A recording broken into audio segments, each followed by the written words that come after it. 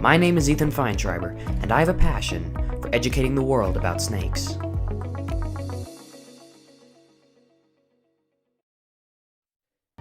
These are kingsnakes. Kingsnakes are an elite group of snakes that consume anything in their path and are known for their stunning appearance. Utah is home to 3 different species of kingsnake. The first is the California kingsnake. Despite only ranging into the southern part of the state, they're usually considered the easiest of Utah's kings to find, and it's the first species of kingsnake I featured on this channel. The second, being possibly the rarest, is the Utah milk snake. These underground-dwelling snakes can only be seen in very specific conditions, which made finding and filming an episode about them one of the most difficult things I've ever had to do. The only king left for me to find resides solely in the mountainous regions in Utah's Great Basin. This is the Utah Mountain Kingsnake. Many other snakes occur in these mountains too, many of which camouflage quite well.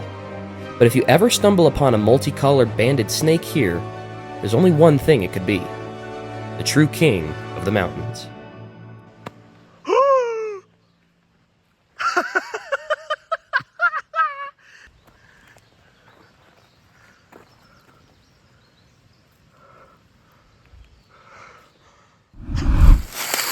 And here we have the Holy Grail, King of the Mountains, the Utah Mountain Kingsnake. I have been searching for this snake for 2 years since finding the last one, and finally do we get it.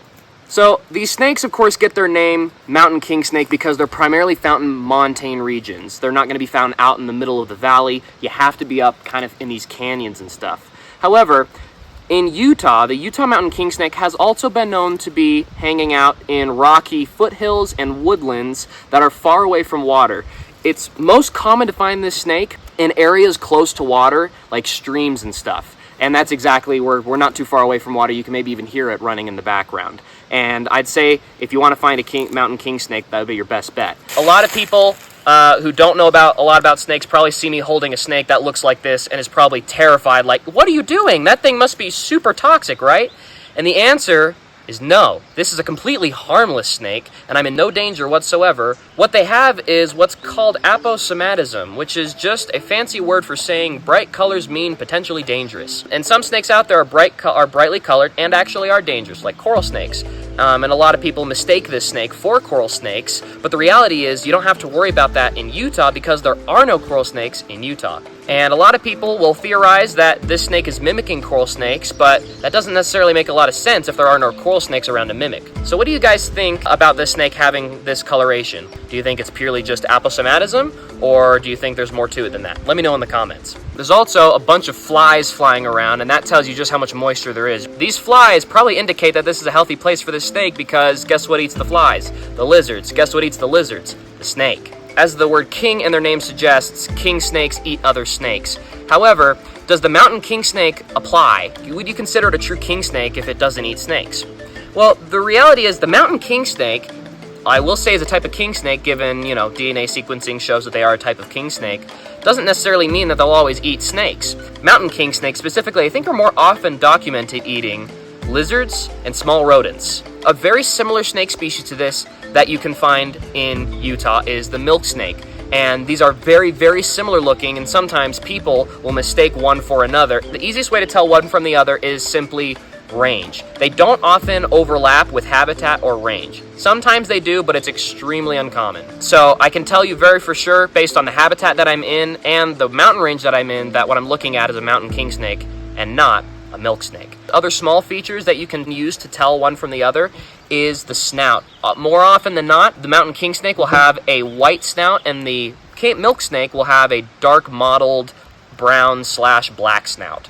Mountain kingsnakes also get bigger than milk snakes. They actually are one of the larger snake species out here, growing upwards of about 4 feet. So the Utah Mountain Kingsnake is simply just a subspecies or type of the Sonoran Mountain Kingsnake. And the Sonoran Mountain Kingsnake can be found throughout Arizona, can be found throughout Utah, and parts of Nevada.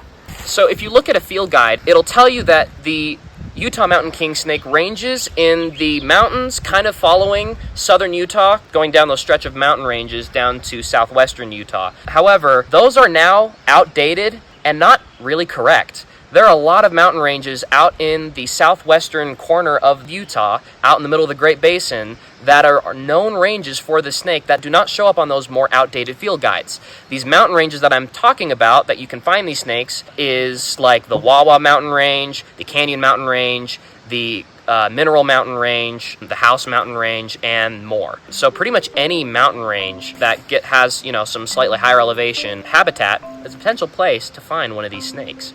So these are actually a lot more widespread than we originally thought. And if I ever find one out in those mountain ranges, you bet I'll tell you about it. Does the Utah Mountain Kingsnake make a good pet? And the answer is absolutely. Most of the snakes I catch, especially ones that are less common, are not so great pets to catch. But the Utah Mountain Kingsnake, if you ever find a captive bred individual, it would make a great pet. They're beautiful snakes.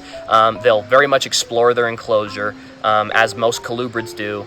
And on top of that, they are not picky eaters. Even my California king snake, like I said, they like to eat snakes in the wild, but he's perfectly happy eating frozen thawed rodents. And these guys will eat rodents in the wild. So I assume these mountain king snakes, along with any other mountain king snake for that matter, are known to be really good eaters. So a captive bred individual would make a great beginner pet as well. That doesn't mean if you see one in the wild, you should try and keep that as a pet. Certainly a snake like this, given how secretive they are, means we don't know how many of them there are out here, so it's better that we release into the wild to give them the best possible chance at reproducing. Thank you so much for taking the time with me to educate yourself on the Utah Mountain Kingsnake. Thank you for watching. This was the third and final species of kingsnake I had to find in the state of Utah. And for me, seeing any kind of kingsnake in the wild is a magical experience every time. Speckled King! Which means more are certain to be talked about in this channel's future. And if you haven't seen it yet, make sure to go watch the video where I caught this snake's close look-alike relative, the Utah milk snake.